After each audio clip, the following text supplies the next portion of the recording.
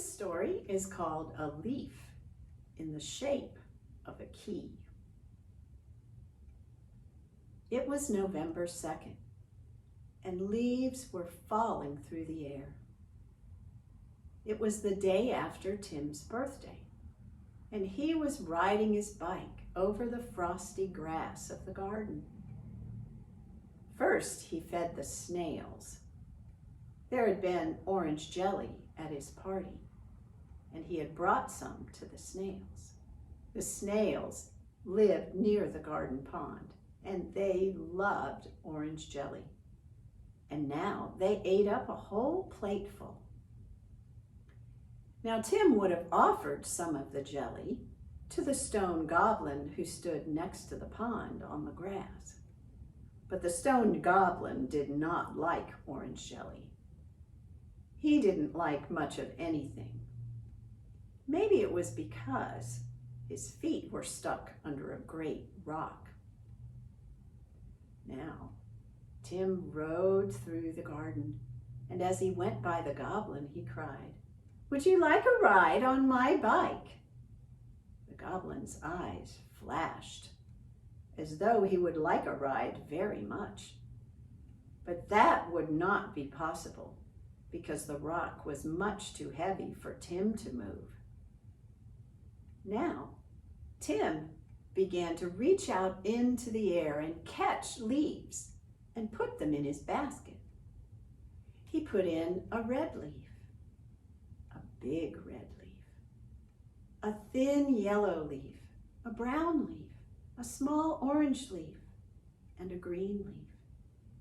And then he caught 2 more yellow leaves, 2 more brown leaves, 2 more orange leaves, and 1 big red leaf. Now his basket was almost full, and he rode back to show the leaves that he had caught to the snails and the goblin. He laid the leaves out on the grass.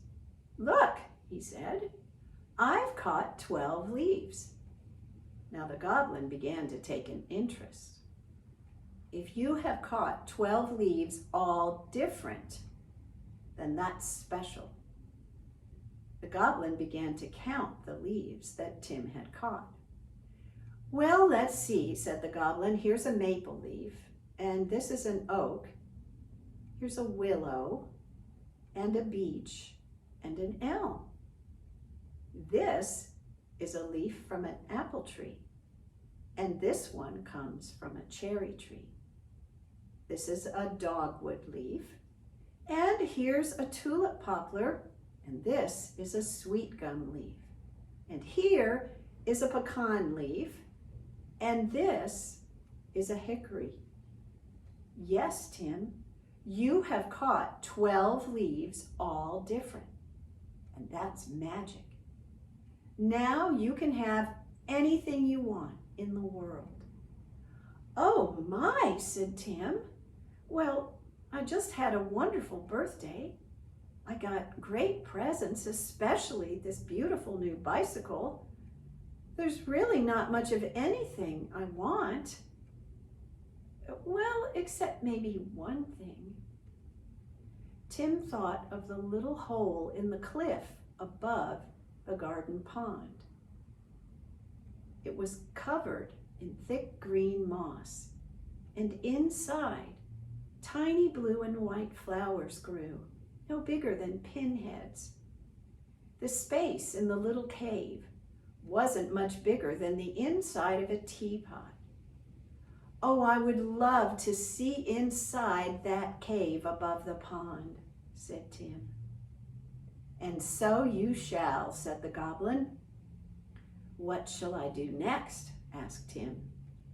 "Ride out and bring back the very next leaf you find," said the goblin. So Tim jumped on his bike and rode out.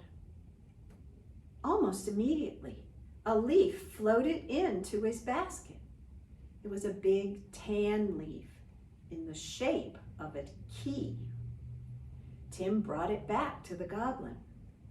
"Put it in the hole in my belly," he said, and he showed Tim a hole in his stone belly that looked very much like a keyhole. Tim fitted the leaf into the hole. It fit perfectly. "Now turn it," said the goblin. It was very stiff, but Tim was able to turn it, and then click, the goblin began to grow and grow. He stretched and stood up, and then he bent down and rolled the rock right off his feet. "You promised to get me into the cave," said Tim. "I will," said the goblin, and he stepped over towards Tim and put his hand down next to Tim's feet. "Oh my," said Tim, "it wasn't you who was getting bigger, it was me who was getting smaller." Tim stepped right into the goblin's stone hand, and the goblin reached Tim over the pond and put his hand right up against the little mossy cave. Tim stepped out into that special space and began to explore it. It looked as big as a room to Tim, and the white and blue flowers were as big as teacups. "Brah!" cried a blackbird flying overhead. "Beware of that goblin, he means mischief." Tim looked out into the garden and saw that the goblin had jumped onto his bike and was wobbling around wildly. Well, he had offered to give him a ride earlier. I'm free, cried the goblin. And then Tim had a terrible thought. Looking down, he saw that the garden pond now looked as big as a lake to him.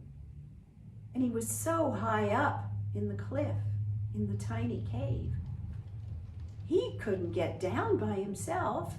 Wait, come back, cried Tim. Help me down out of the cave. You should have thought of that earlier, cried the goblin. And he rode fiercely toward the garden gate. No, stop, cried Tim. I'm not allowed to go out there. The road is out beyond the gate. It's dangerous. Now Tim looked around in the cave. He had another terrible thought. His mother and father would never think to look for him here. And he was so small that his voice was small as well.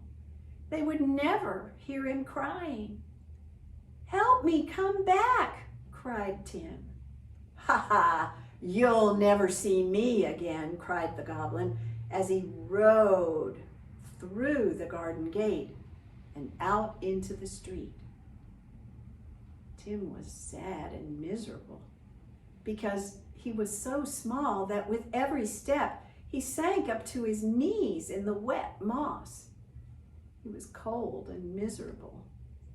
But just then, over the edge of the little cave came two pairs of horns with eyes on their tips. It was two of the snails from the pond. Here we are, Tim, come to bring you down.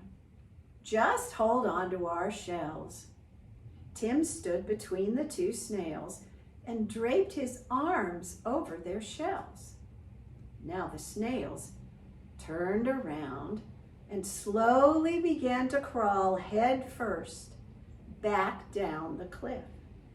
Snails don't have to worry about falling because they crawl on their own sticky trails. But Tim had rather too much time to look down.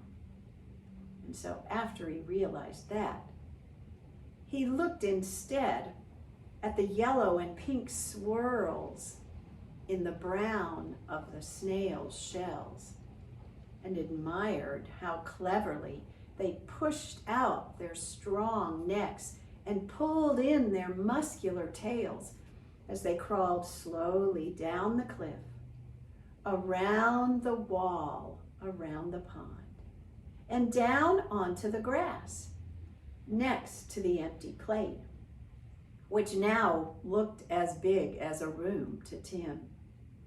"Oh, thank you," said Tim. "Oh, we were glad to help," said the snails. "After all, you brought us all that delicious orange jelly." Tim stood on the grass beside the empty plate. He had no idea what he was going to do next. He was out of the cave, but what now? And then suddenly, from beyond the garden gate, there was a great crash, and Tim grew back to his original size. A few minutes later, Tim's father came hurrying back through the garden gate. He looked both angry and puzzled, and he was holding Tim's bicycle in his hands. The front wheel was cruelly bent. "Tim, I found this at the crossroads. A car must have hit it, and there's bits of rock all over the road. Were you riding out there?" "Oh no, Dad, it was the goblin." "What?" "Oh, Tim, don't talk nonsense." "But look, Dad, the goblin's gone." And Tim indicated the space on the grass where the goblin had stood. Now, only the big rock sat there on the grass. Tim's father knew that Tim wasn't strong enough to move the goblin or the rock. He scratched his head and then went to get some tools. He straightened out the wheel of Tim's bicycle and gave it back to him. "No riding in the street now." "Oh no, of course not," said Tim. Well, the stone goblin never came back. Tim caught many more leaves, but he never again caught 12 leaves, all different. And whenever there was orange jelly, Tim always remembered to bring some to the snail.